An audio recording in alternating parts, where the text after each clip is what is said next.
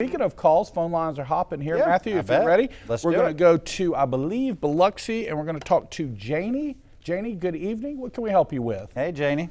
I was the driver in a single car accident, and I was injured when the airbags in the driver's side did not go off, and I had my seatbelt on. But there was no passenger in the car, and all the passenger side airbags went off. And I had a bad head injury with black eyes and everything. And I was just wondering about product liability with airbags.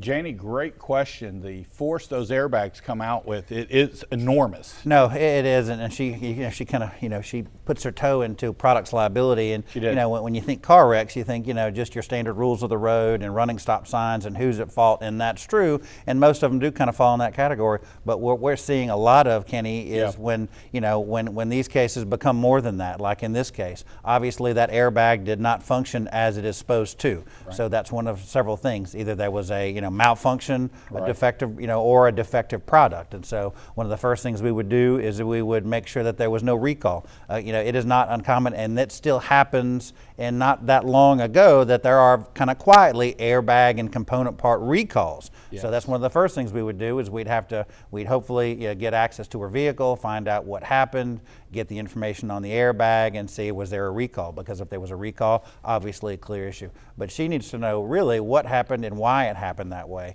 And you see that kind of more and more, because, for example, crash worthiness, those kind of things, that is still out there. Those issues, that didn't kind of go away with the Pinto. Those issues, I mean, there's still vehicles on the road where there are issues, and that litigation, we settled a case actually last summer involving a crash worthiness issue. And so that litigation is still, that litigation is still ongoing. So that's another kind of analysis that's outside the traditional kind of X's and O's, running a stop sign, not stopping in time, that kind of thing. So, but in those kind of situations, you've got to kind of call the right law firm with some expertise. Listen, there's some very good law firms. This would be almost impossible to do on your own. Boy, that would be very hard, very difficult. And this is just another example, and we do say this a lot too, is that you need to kind of get lawyers involved as early as possible. Right, because they have to kind of get in there, get the evidence. It sounds like this was a bad wreck. Who knows where the vehicle is or what the status of the vehicle is, if it was at a junkyard or it's been disposed of. So this is a classic example where you got to get the right team in quickly, early,